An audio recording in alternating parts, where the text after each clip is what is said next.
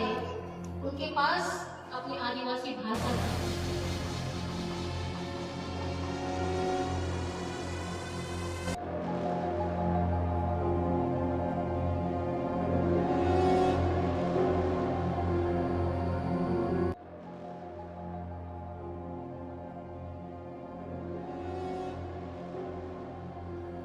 एक छोटी कविता है पहाड़ों के लिए। थोड़े से पैसे के लिए जो अपना ईमान बेचते हैं, वे क्या समझेंगे पहाड़ों के लिए कुछ लोग क्यों अपनी जान। ना भोगना ना गहना, कुछ भी नहीं पहनती, फिर कैसी आदिवासी हो तो। अक्सर लोग पूछते हैं मुझसे, पर मैं उनसे कहना चाहती हूँ, धरती के करीब रहना ही आदिवासी होना है। प्रकृति के साथ चलना ही आदिवासी होना है। नदी की तरह बहना और सहज रहना ही आदिवासी होना है। भीतर और बाहर हर बहुत भीड़ था होगा लड़ना ही आदिवासी होना है। और अपने सुंदर होने के साथ सिंहों के साथ ज्यादा मनुष्य होना ही आदिवासी होना है। जंगल के लोग जानते हैं गरीब की भाषा। उनके नुकीले दांतों के होने का मकसद मुंह से ला टपकने पक्के पहर के बारे में। वे जानते हैं उनके आने और जाने का समय, उनसे जुड़ी तमाम कहानियां, कैसे और कितने लोगों को उन्होंने मारा, जानते हैं पूरा इतिहास। बुरी जानने के लिए बुरी बात नहीं है जानना बुरी भाषा। बुरा तो है उनकी भाषा सीखते सीखते भूल जाना खुद को। कोशिश करना भेड़िए की तरह बोलने की, उनकी तरह नाक चमकाने की, बात बात पर लात जुआने की और जारी रखना भेड़िए के आगे पीछे दो हिलाना।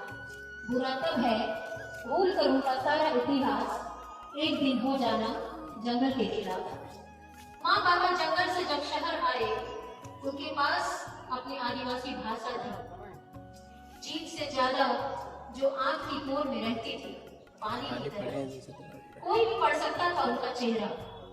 पर इस शहर की भाषा नहीं जानने पर जंगली कहा, उनका मजाक उड़ाया, उन्हें नीचा दिखाया। एक दिन हम बड़े हुए, माँ बाबा ने गांव की भाषा छिपा ली और शहर में जिंदा रहने के लिए हमें सिर्फ शहर की भाषा दी। पर इस शहर में फिर अपनी मातृभाषा नहीं जानने पर हमारा मजाक उड़ाया, हमें नीचा दिखाया। एक दिन हमने जाना दरअसल बात यह नहीं है कि हम क्या जानते और क्या नहीं जानते। असल बात यह है कि इस शहर को एक ही भाषा आती है, अपने से भिन्न हर मनुष्य को हमेशा नीचा दिखाने की भाषा। आज हम दुनिया की तमाम भाषाओं में कहना चाहते हैं अपनी बात, पर संदेह है कि यह शहर समझता है अपने से भिन्न किसी भी भाषा की बात। झारखंड से निकल के पहली बात तो जब मैं पहली बार अपने गांव से शहर भी आ रही थी तो इतना आत्मविश्वास नहीं था। मुझे शायद भीड़ से, लोगों से बहुत डर लगता था, सड़क में अकेले चलने से बहुत डर लगता था और बात करने से भी बहुत डर लगता था। तो ये मुश्किल था एक स्त्री के रूप में अपने गांव से अकेले निकल के आर्थिक व्यवस्था खुद ढूंढ के अपनी शिक्षा के लिए करने और फिर वहां से अकेले विदेश की यात्रा करना भी वो बहुत थोड़ा कठिन था। जब मैं ऐसे देखती थी कि मुझे यहाँ से अमेरिका जाना है और वो 2 बार चेंज करना है फ्लाइट, तो वो सोच के बहुत डर लगता था कि एक इटली में चेंज करना है, न्यूयॉर्क में चेंज करना है, फिर बोस्टन पहुंचना है। तो लेकिन मुझे लगता है कि हमेशा मैंने अपनी दिल की बात सुनी, हमेशा अपने दिल की आवाज सुनी और हमेशा शायद हृदय के निकट रहने का कोशिश किया। तो बहुत सारी परेशानियां पता नहीं कैसे चुटकी में वो कैसे ऐसे मिरेकल की तरह होते गया, मुझे खुद भी नहीं पता चला। और मैं जब रांची आई और यहाँ पे पढ़ाई खत्म करके पत्रकार के रूप में 3-4 साल मैंने अखबार में काम किया और मुझे लगा कि जिस मकसद के लिए मैं लिखना चाहती हूँ वो अखबार के भीतर भी रह के वो मकसद पूरा नहीं हो रहा है, क्योंकि मैं गांव में जाकर लिखना चाहती थी और लोगों की बात लिखना चाहती थी और सुदूर इलाकों में रह के लिखना चाहती थी। और वो एक शहर के भीतर घूम घूम के एक सिटी में पत्रकारिता करना, वो जिस मकसद के लिए मैं आई थी वो हो नहीं पा रहा था। तो मैंने 3-4 साल अखबार में काम करने के बाद वो छोड़ दिया नौकरी। तो बहुत लोगों ने कहा कि ये इतनी बड़ी मूर्खता है और कविता से क्या हो जाता है, ये तो लोग शौकिया लेखन करते हैं, या शौकिया ऐसे स्वतंत्र पत्रकार क्या होता है, इंडिपेंडेंट जर्नलिस्ट क्या होता है, वो तो शौकिया लोग करते हैं। इनका कुछ जब तक किसी बड़े अखबार से जुड़े बिना स्वतंत्र पत्रकार का क्या वैल्यू होता है। लेकिन मैंने शहर में कभी किसी की बात नहीं सुनी। मैं वापस पश्चिमी सिंहभूम चली गई और हर शाम कोई नदी के किनारे बैठे रहती थी और वो मैं सुनती थी कि मेरे भीतर से क्या आवाज आ रहा है। मैंने हमेशा वही आवाज सुना और मैं गांव में जाके रहने लगी और मैं वहीं से कुछ कविताएं लिखने लगी। और अचानक से मुझे 2014 में यूएन की ओर से एक यूएनडीपी फेलोशिप मिलता है और जिसका मकसद ही वही है कि कोई गांव में रह के अगर लिखना चाहता है और उधर ही से पत्रकारिता करना चाहता है, वो फेलोशिप ऐसे लोगों को ही दिया जाएगा।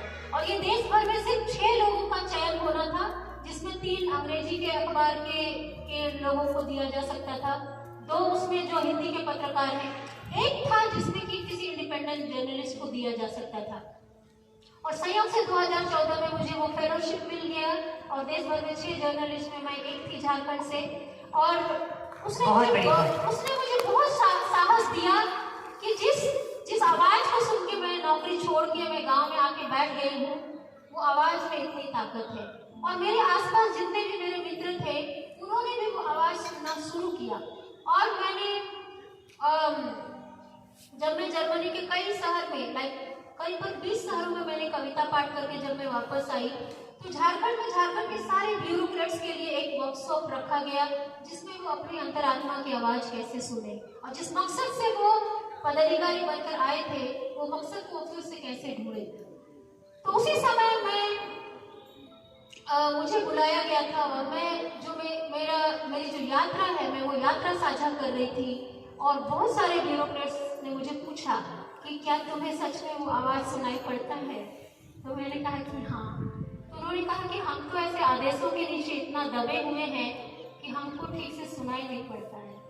तो मुझे लगता है तब बहुत सारे लोगों को ये महसूस हुआ कि लेखन और कविता और लेखन की इतनी ताकत हो सकती है कि हम इतने लोगों को छू सकते हैं। हम अपना अनुभव, अपनी कविताएं, ये सारी चीजों के माध्यम से हम उनको दिमाग से दिल की ओर भी आने के लिए शायद कोई एक रास्ता या कुछ वो हम दे सकते हैं। हर एक देश में, हर एक बड़ी यूनिवर्सिटी में और दुनिया भर के युवाओं के साथ, लोगों के साथ मैं अपनी बात रख पा रही हूँ। और मैंने हर देश में देखा कि लोग रोते हैं। मैंने भारत में देखा कि लोग कविता की शायरी के साथ चमत्कृत होते हैं और वो तालियां बजाते हैं। बट भारत के बाहर हर कंट्री में मैंने देखा बहुत लोग रोते हैं, बहुत भावविवल होते हैं। शायद कविताएं उनको इतना छूती है। एज ए ह्यूमन बीइंग, एक तो हर एक कंट्री का एक अपना इतिहास है इतना दुख का इतिहास है। और उसके साथ जब वो आदिवासियों का पीड़ा, उनका संघर्ष और उनका जीवन दर्शन को सुनते हैं और कविताओं के निकट जाते हैं तो बहुत सबकी आंखें नम होती है। और मुझे लगता है यही जो आंखें नम होती है उसने बहुत सारे लोगों को, दुनिया भर में लोगों को कविताओं के और निकट लाया है, जोड़ा है। और वो एक बेहतर दुनिया की तलाश में आदिवासी जीवन दर्शन की ओर देख रहे हैं कि क्या हमें उधर कोई रास्ता मिल सकता है। तो ऐसा ये यात्रा ऐसा है। ईश्वर के लिए भव्य प्रार्थना स्थल बनाने में लगा दिया, उसके नाम पर बाजार सजा दिया।